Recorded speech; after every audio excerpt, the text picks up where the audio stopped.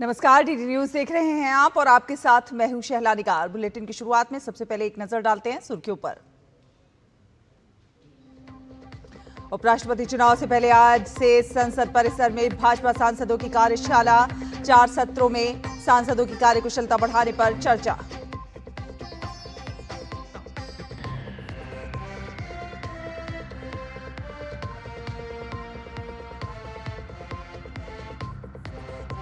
नीतीश कुमार ने मुख्यमंत्री महिला रोजगार योजना के लिए जारी की निर्देशिका। महिलाओं को अपनी पसंद का रोजगार शुरू करने के लिए दिए जाएंगे 10,000 रुपए।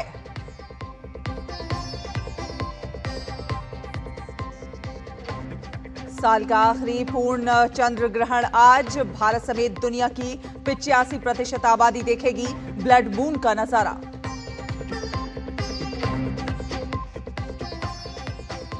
जापान के प्रधानमंत्री शिगेरू इशिबा ने इस्तीफा देने का किया फैसला। स्थानीय मीडिया ने कहा, इशिबा ने सत्तारूढ़ पार्टी को टूट से बचाने के लिए लिया फैसला।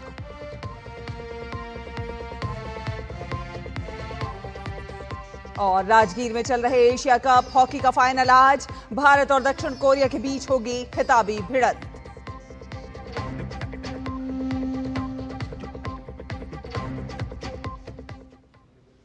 तो उपराष्ट्रपति चुनाव से पहले संसद परिसर में आज भाजपा सांसदों की कार्यशाला आयोजित की जा रही है। 2 दिवसीय इस वर्कशॉप में लगभग 4 सेशंस होंगे, जिसमें पार्टी के इतिहास और विकास पर चर्चा होगी और सांसदों की कार्यकुशलता बढ़ाने पर काम किया जाएगा। वर्कशॉप का मकसद उपराष्ट्रपति चुनाव से पहले 100% वोटिंग के लिए सांसदों को सही से ट्रेनिंग देना है। ट्रेनिंग सेशन में सांसदों को बैलेट पेपर पर सही निशान लगाने, चुनाव अधिकारी की ओर से दिया गया पेन का इस्तेमाल करने और बैलेट पेपर को सही तरीके से मोड़कर बॉक्स के अंदर डालने की जानकारी दी जाएगी ताकि वोट अमान्य ना हो। दरअसल गुप्त मतदान में पार्टी व्हिप लागू नहीं होता है।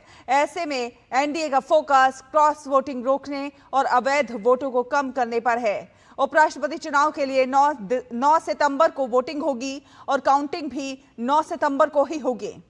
एनडीए ने महाराष्ट्र के राज्यपाल सीपी राधाकृष्णन को अपना उपराष्ट्रपति पद का उम्मीदवार बनाया है। उनका मुकाबला इंडी गठबंधन के उम्मीदवार और सुप्रीम कोर्ट के रिटायर्ड जज जस्टिस बी सुदर्शन रेड्डी से होगा।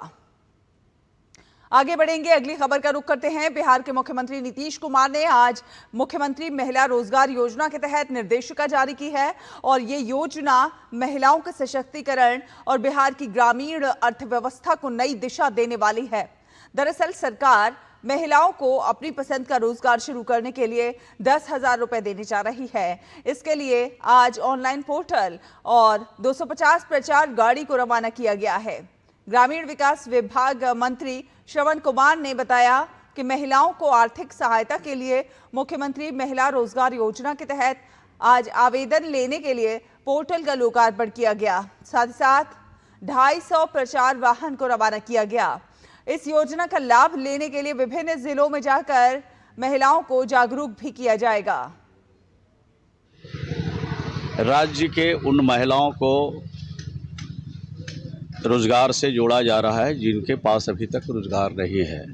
जो परिवार जीविका से जुड़े हुए हैं उनको भी इस योजना का लाभ मिलेगा और जो जीविका से नहीं जुड़ पाए अभी तक उनको भी इस योजना का लाभ मिलेगा। और इस दिशा में आज से कार्रवाई आरंभ कर दी गई है और 10-10 हज़ार रुपया इसी महीने में सभी के खाते में रोजगार की पहल करने के लिए, शुरुआत करने के लिए भेजा जा रहा है। और एक फॉर्मेट भी आज जारी किया है, माननीय मुख्यमंत्री जी ने दस्तावेज जारी किया है। उस दस्तावेज को भर के अगर इस काम को आगे किया जाएगा तो उसके हिसाब से उनके खाते में अतिरिक्त 2-2 लाख रुपया और दिया जाएगा। आइए आपको सीधे लिए चलते हैं। राष्ट्रीय स्वयंसेवक संघ एक प्रेस वार्ता कर रहा है, उसमें चलते हैं। तो राष्ट्रीय स्वयंसेवक संघ की प्रेस वार्ता में आपको सीधे लेकर चलते हैं और क्या कुछ कहा जा रहा है। में ये प्रेस कॉन्फ्रेंस है आरएसएस की। तो आरएसएस की प्रेस कॉन्फ्रेंस, प्रेस वार्ता चल रही है राजस्थान के जोधपुर में। सीधे आपको लिए चलते हैं प्रेस वार्ता में।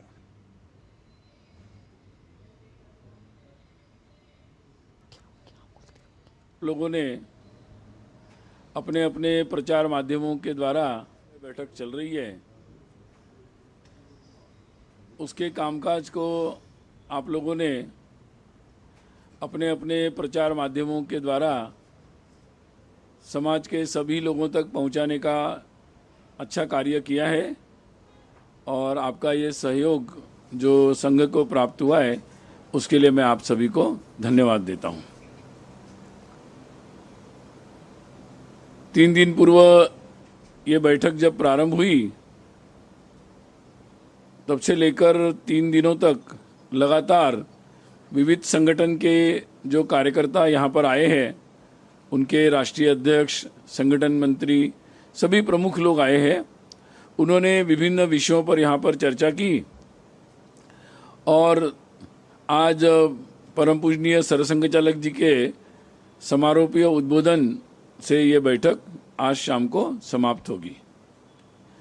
बैठक में कल राजस्थान के सुप्रसिद्ध लोक गायक पद्मश्री अनवर खान जी, उनका भी बैठक में आगमन हुआ था और बैठक में उपस्थित सभी के सामने उन्होंने अपने लोकगीत और भजनों को प्रस्तुत किया और उसका आनंद सभी ने प्राप्त किया और परम पूजनीय सरसंघ चालक जी ने श्रीमान अनवर खान जी का सम्मान भी किया। बैठक में सभी संगठन के कार्यकर्ताओं ने अपने अपने अनुभव, अपने अपने क्षेत्र में उनको जो ऑब्जर्वेशंस है, उनका जो आकलन है, उसके बारे में भी यहाँ सबके सामने प्रस्तुति की है और इस कारण से देश समाज की परिस्थिति के बारे में विविध संगठन जो अपने अपने दृष्टि से कार्य करते रहते हैं, उन सभी के अभिमत यहाँ पर आए और उससे स्वाभाविक ही सभी लोगों को देश समाज की परिस्थिति को और अच्छे से समझने का अवसर प्राप्त हुआ है। या देश भर में महिलाओं के सहभाग की दृष्टि से सभी संगठन लगातार प्रयासरत रहते हैं और सभी संगठन में प्रमुख पदाधिकारियों में महिलाओं का भी सहभाग अच्छी मात्रा में है और विशेष रूप से ये बात बढ़ती रहे, ये सहभाग भी बढ़ता रहे, इस दृष्टि से संघ की तरफ से भी सभी संगठन के लिए आग्रह रहता है और इस दृष्टि से जो प्रयास चलते रहते हैं, इस संदर्भ में भी सब लोगों ने अपनी जानकारियां वहाँ पर दी और विशेषकर जैसे उदाहरण के तौर पर अलग अलग दृष्टि से महिलाओं के विषयों के संदर्भ में भी सभी संगठन अपनी अपनी दृष्टि से प्रयास कर रहे हैं। जैसे उदाहरण के तौर पर क्रीड़ा भारती जो संगठन है संघ प्रेरित, उस संगठन ने पिछले वर्ष विशेषकर जो देश में महिला खिलाड़ी है उनके संदर्भ में एक विशेष अध्ययन किया, व्यापक अध्ययन था वो, और उसके पश्चात उन्होंने उनके संदर्भ में उनके विषयों के बारे में, उनके समस्याओं के बारे में भी उन्होंने अध्ययन किया है और ये बात भी ध्यान में आई कि बहुत सारे महिला खिलाड़ी आजकल योग का भी उपयोग कर रहे हैं, ध्यान मेडिटेशन का भी उपयोग कर रहे हैं और अलग अलग लोगों ने अपनी समस्याओं के बारे में भी उनको अवगत कराया, जिसके बारे में क्रीड़ा भारती के कार्यकर्ता उस समस्याओं के समाधान के लिए आगे भी काम करेंगे। ऑपरेशन सिंदूर जब चल रहा था उस समय भी सभी संगठन में जो महिलाएं कार्यरत है उन लोगों ने बहुत सारे देश भर में कई जगहों पर अलग अलग प्रकार के, जिससे एक अच्छा वातावरण बने, एक पूरक देशभक्ति का वातावरण बने, इस दृष्टि से कई कार्यक्रमों का विशेषकर आयोजन किया था और लगभग 887 जितने बड़े बड़े कार्यक्रम जगह जगह पर हुए, जिसमें जगह जगह पर विशेष रूप से महिलाओं ने सहभाग लिया था। और विशेष बात ये बताई जा सकती है कि अभी देश के विभिन्न क्षेत्रों में, मतलब उत्तर से लेकर दक्षिण, पूर्व, पश्चिम, नॉर्थ ईस्ट में भी सभी जगहों पर इन सारे संगठनों में महिलाओं का सहभाग जो है नित्य रूप से बढ़ता जा रहा है। राष्ट्रीय शिक्षा नीति NEP, इसके बारे में भी इस बैठक में चर्चा हुई। सभी संगठन जो शिक्षा क्षेत्र में विशेषतर काम कर रहे हैं, जैसे अखिल भारतीय राष्ट्रीय शैक्षिक महासंघ, विद्या भारती और शिक्षा संस्कृति उत्थान न्यास, भारतीय शिक्षण मंडल, अखिल भारतीय विद्यार्थी परिषद जैसे संस्कृत भारतीय सारे जो शिक्षा क्षेत्र में काम करने वाले संगठन हैं, उन्होंने अपने अपने तरीके से राष्ट्रीय शिक्षा नीति का अच्छे से क्रियान्वयन हो केंद्र के स्तर पर और राज्यों में, इसके लिए अपने संगठन के तौर पर प्रयास किए। कई सारे प्रयोग उन्होंने किए। समाज में उस दृष्टि से एक अनुकूल वातावरण बनाने के लिए प्रयास कैसे किया, इसके बारे में भी उन्होंने बताया। और विशेषकर शिक्षकों को इस दृष्टि से तैयार करने के लिए, उनको जानकारी देने के लिए उन्होंने कई शिक्षा संस्थानों में इसके दृष्टि से कार्यक्रमों का आयोजन किया। भारतीय ज्ञान परंपरा और शिक्षा के भारतीयकरण की दृष्टि से भी उन्होंने प्रयास किया है और उसके जो भी विशेषज्ञ हैं उनके द्वारा उनका सहभाग हो और उनके द्वारा सरकार की तरफ से या एनसीईआरटी की तरफ से या यूजीसी की तरफ से जो भी पुस्तकों के पुनर्लेखन का काम चल रहा है उसमें अपने सुझावों को भी उन्होंने समय समय पर उन संस्थाओं के सामने विधिवत रूप से प्रस्तुत किया और अपने आग्रहों को भी उन्होंने अपने सामने रखा है। अभी तक जो सभी ने आकलन दिया है कि जो एनईपी की दिशा है वो अच्छी दिशा में जा रही है और पुस्तकों में जो बदलाव, विशेषकर पाठ्य पुस्तकों में जो बदलाव अपेक्षित थे, भाषा के संदर्भ में, इतिहास के संदर्भ में, भारतीय ज्ञान परंपरा के संदर्भ में, उनके आधुनिकीकरण के संदर्भ में, तो उस दृष्टि से उन सभी का आकलन है कि ये उचित दिशा में कार्य हो रहा है। साथ ही भाषा विषय जो सभी भाषा भारतीय भाषा राष्ट्रीय भाषा है और इसलिए ये लगातार सभी लोगों का आग्रह रहा, संघ के प्रेरित सभी विविध संगठन का, कि अपनी शिक्षा में सभी भारतीय भाषाओं का एक महत्वपूर्ण स्थान होना चाहिए। उच्च शिक्षा में भी होना चाहिए, माध्यम जो होता है मीडियम, उसमें भी भारतीय भाषाएं आनी चाहिए। तो इस दृष्टि से लोगों का सहमति बने, लोगों को जागृति हो, इसका भी प्रयास सब लोग कर रहे हैं। और स्वाभाविक रूप से कई सारे विशेषज्ञों से मिलकर और सरकार को भी अपने दृष्टि से वो लगातार ये प्रयास कर रहे हैं, फॉलोअप कर रहे हैं कि इस दृष्टि से काम गति से आगे बढ़े और इस देश के सामान्य लोगों को उच्च से प्राथमिक से लेकर उच्च शिक्षा तक अपनी अपनी भाषाओं में ये शिक्षा उपलब्ध हो। तो ये सारे प्रयासों के बारे में भी उन लोगों ने जानकारी इस बैठक में दी है। जैसा कि देश की सामाजिक और वर्तमान परिस्थिति के बारे में भी अपने अपने अनुभव बैठक में सभी लोगों ने बताए। जैसे पंजाब के परिस्थिति के बारे में भी अलग अलग संगठन जो वहाँ पर कार्य कर रहे हैं उन्होंने विशेष तौर पर अपने अनुभवों को वहाँ साझा किया।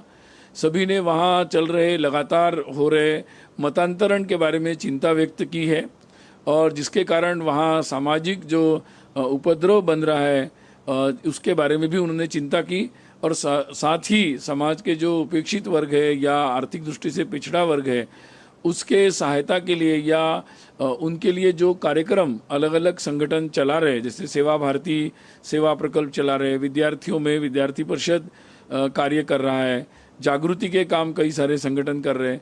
तो इन सब कामों के बारे में भी सब लोगों ने अपने अपने अनुभव रखे हैं और विशेषकर जो वहाँ पर नशा के कारण, ड्रग्स के कारण जो प्रभाव बढ़ रहा है और युवाओं में उसके प्रादुर्भाव के कारण बहुत सारे दुष्परिणाम सामने आ रहे हैं, अब वो पटल पर भी आ रहे हैं, स्पष्ट रूप से दिख रहे हैं।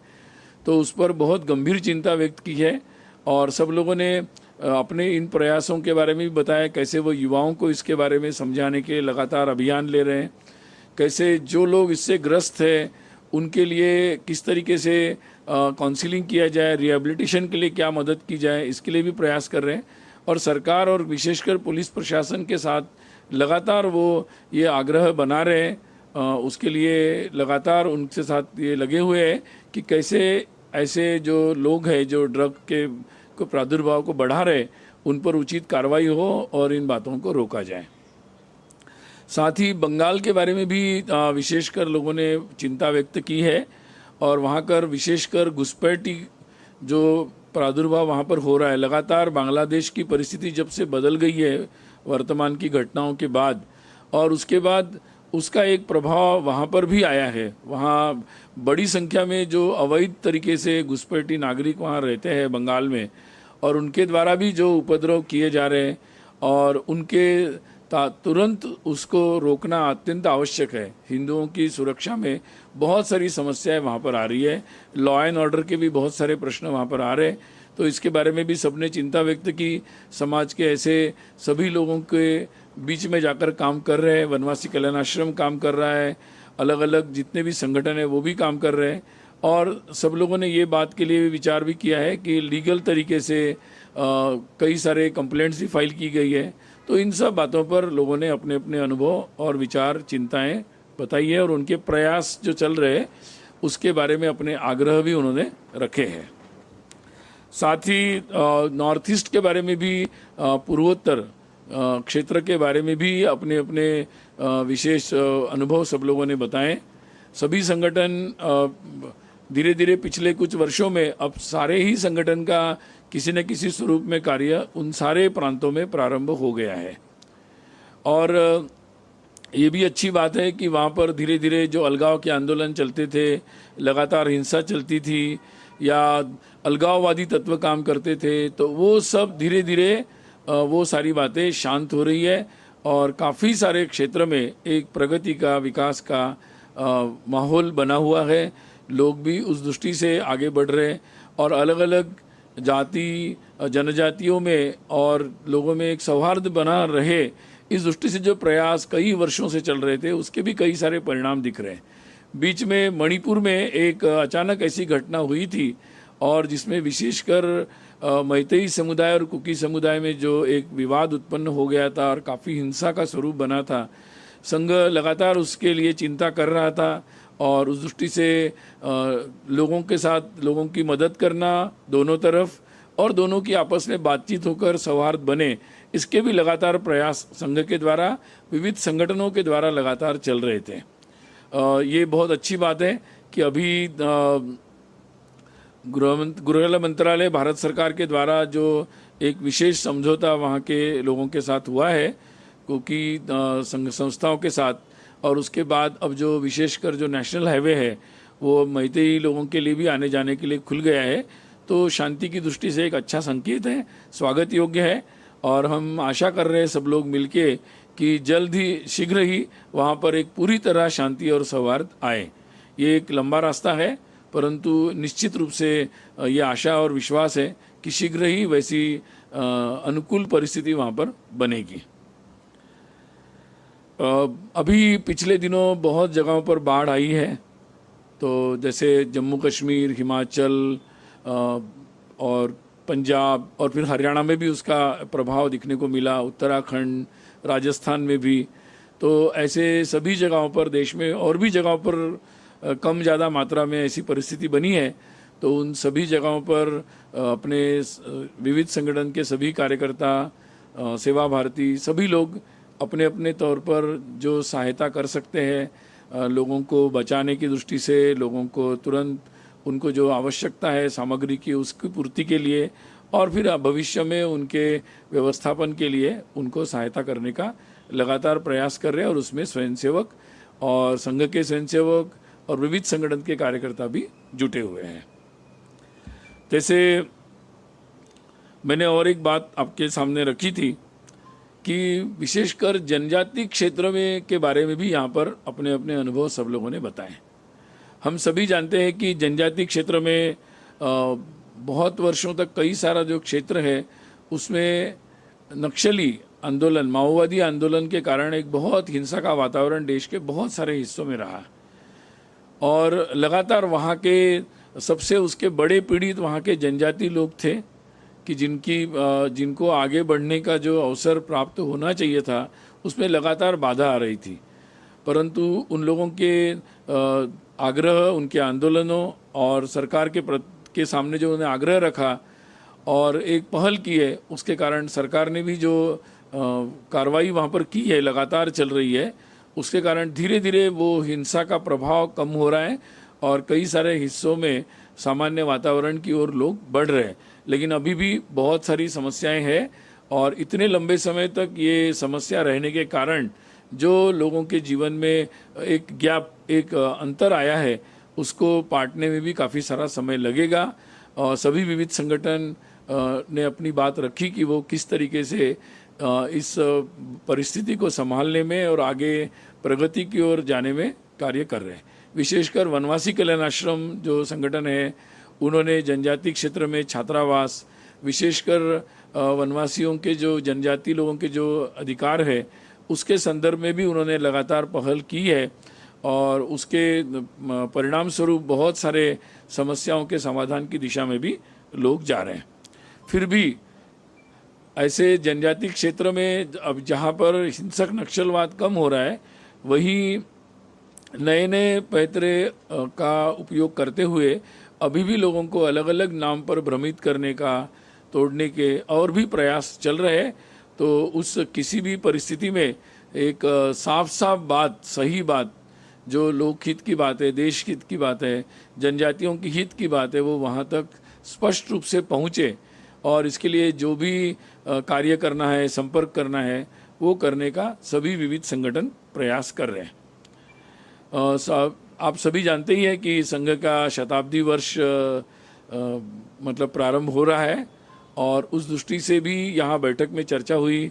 विस्तार से शताब्दी वर्ष के जो आयोजन है, जिसके बारे में मैंने पहले ही ब्रीफिंग में जानकारी दी थी, वो सारी जानकारियाँ विस्तार से सभी विविध संगठन के कार्यकर्ताओं के सामने रखी गई और ये बात भी सामने आई है कि किस तरीके से स्वयंसेवक के नाते सभी विविध संगठन के कार्यकर्ता भी इन शताब्दी के कार्यक्रमों में जो आयोजन होंगे उसमें वो भी सहभागी होंगे और संगठन के तौर पर भी जो पंच परिवर्तन का जो आग्रह संघ ने इस शताब्दी के निमित्त सामने रखा है, उसको ध्यान में रखकर विविध संगठन भी, जैसे पर्यावरण का विषय है, कुटुंब प्रबोधन का विषय है, नागरिक कर्तव्यों का विषय है, ऐसे कई सारे विषयों पर उन्होंने भी अपने अपने तरह से कुछ योजनाएं बनाई हैं और उन्होंने भी अपनी पहल करने का निश्चय किया है और निश्चित ही ये सारी पहल शताब्दी वर्ष में प्रारंभ होगी और शताब्दी वर्ष के साथ वो समाप्त नहीं होगी, शताब्दी वर्ष उसका प्रारंभ होगा। उसके बाद भी संघ और सारे विविध संगठन के कार्यकर्ता उन सारे विषयों पर लगातार काम करते रहेंगे। आने वाले समय में संघ की जो वार्षिक अखिल भारतीय कार्यकारी मंडल की बैठक होती है, वो बैठक इस वर्ष अभी 30 और 31 अक्टूबर 1 नवंबर को जबलपुर मध्य प्रदेश में होने वाली है। जैसे उचित समय पर इसके भी विस्तार से जानकारी आपको देंगे। बाकी 2 अक्टूबर को विजयादशमी के पर्व पर नागपुर में पूजनीय सरसंघ चालक जी का उद्बोधन होगा और विजयादशमी के भव्य उत्सव के साथ संघ के शताब्दी वर्ष का आरंभ होगा। तो मैंने संक्षिप्त में आपको बैठक में जो चर्चाएं हुई है उसके साथ अवगत करने का मैंने प्रयास किया है। इसके संदर्भ में कुछ पूछना चाहते हैं तो पूछ सकते हैं। जी, तो जोधपुर से ये सीधा प्रसारण आप देख रहे थे। राष्ट्रीय स्वयंसेवक संघ की पत्रकार वार्ता 3 दिवसीय समन्वय बैठक के बाद ये हो रही थी, जिसमें कई मुद्दों पर प्रकाश डाला गया। संघ को प्राप्त जो सहयोग हुआ है उसके लिए आभार जताया गया। साथ साथ बताया कि किस प्रकार से विविध संगठन यहाँ आए और संगठनों में, सभी संगठनों में महिलाओं की भूमिका जिस तरह से प्रमुखता से रही है उसके बारे में बताया और समाज की परिस्थितियों के बारे में जो 3 दिवसीय इस समन्वय बैठक में जो जानकारी हासिल हुई उसके बारे में अपने अनुभव साझा किए। समाज की बेहतरी के लिए जो कुछ प्रयास हो रहे हैं उनके बारे में भी बताया। साथ साथ नई शिक्षा नीति में किस प्रकार से सही काम हो रहा है इस पर भी प्रकाश डाला और साथ ही साथ पूर्वोत्तर के अपने अनुभव भी साझा किए। फिलहाल एक छोटा सा ब्रेक के उस पार खबरों का सफर जारी रहेगा। जब धरती चीर कर निकलता है लोहे का पत्थर और मिलता है मोंगिया के जोश से, फिर तपता है, पिघलता है और बनता है फौलाद। अब होता है सरिया सारी खूबियों के साथ। मोंगिया स्टील, मजबूत देश का मजबूत सरिया। वाह यार, क्या सही हो आप। मेरा भी मन करता है कुछ करने का। मन करता है तो करो। घर की चीजों से टाइम ही नहीं मिलता और हूँ सिर्फ 10वीं पास। आप LIC की बीमा सखी योजना के साथ जुड़ सकती हो। मैं LIC एजेंट बन सकती हूँ? पूरी ट्रेनिंग भी मिलेगी, मंथली स्टाइपेंड भी मिलेगा, स्टाइपेंड भी? ऊपर से कमीशन अलग। LIC बीमा सखी योजना से जुड़ने के लिए अपनी नजदीकी LIC शाखा से संपर्क करें। LIC बीमा सखी योजना, अपनी शुरुआत अपने हिसाब से। ब्रेक के बाद स्वागत है आपका। आप देख रहे हैं डीडी न्यूज। आपको बता दें, बीजेपी नेता अमित मालवीय ने पूर्व प्रधानमंत्री मनमोहन सिंह के 12 साल पुराने ट्वीट का स्क्रीनशॉट शेयर करते हुए लिखा है कि 12 साल पहले हमारे देश की हालत ऐसी थी कि प्रधानमंत्री कार्यालय के आधिकारिक हैंडल को भी कांग्रेस के नेतृत्व वाली यूपीए की नाकामियों और अंदरूनी उलझनों को उजागर करने वाली बातें पोस्ट करनी पड़ती थी। उन्होंने आगे लिखा कि जरा सोचिए, अगर पीएमओ को ही ऐसे संदेश देने पड़ते थे तो उस समय जमीनी हकीकत क्या रही होगी। तब और अब में यही फर्क है। आपको बता दें कि 12 साल पहले तत्कालीन प्रधानमंत्री मनमोहन सिंह ने ट्वीट में लिखा था कि राहुल गांधी की लीडरशिप में कांग्रेस पार्टी के लिए काम करने में उन्हें खुशी होगी। और आगे बढ़ेंगे। आपको बता दें, जापान के प्रधानमंत्री शिगेरू इशुबा ने इस्तीफा देने का फैसला किया है। स्थानीय मीडिया ने आज इस बात की जानकारी दी है। ये फैसला उन्होंने उस समय लिया है जब उनकी सत्तारूढ़ पार्टी के सदस्य ऊपरी सदन के चुनाव में बुरी तरह हार के बाद नया नेतृत्व चुनने की मांग कर रहे हैं। पब्लिक ब्रॉडकास्टर NHK ने कहा है कि इशिबा ने पार्टी में विभाजन से बचने के लिए यह फैसला लिया है। वहीं असाही शिंबुन अखबार ने बताया है कि उन पर इस्तीफे की बढ़ती मांगों का दबाव वो झेल नहीं सके।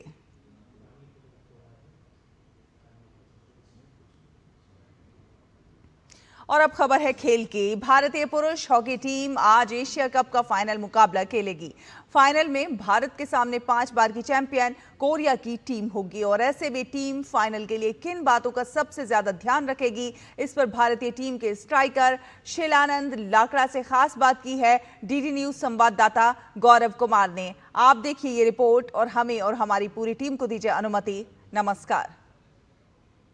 भारत की चीन पर जीत की जो शुरुआत हुई सुपर 4 में, उस शुरुआत को अंजाम दिया था शिलानंद लाकड़ा ने, जो कि इस वक्त हमारे साथ है। शिलानंद, आपने जीत का जो रास्ता खोला टीम के लिए, पहला गोल पहले क्वार्टर में ही कुछ ही मिनटों में ला दिया, उसके बाद तो गोल की जैसे बरसात देखने को मिली। क्या कहेंगे टीम के इस परफॉर्मेंस को लेकर के?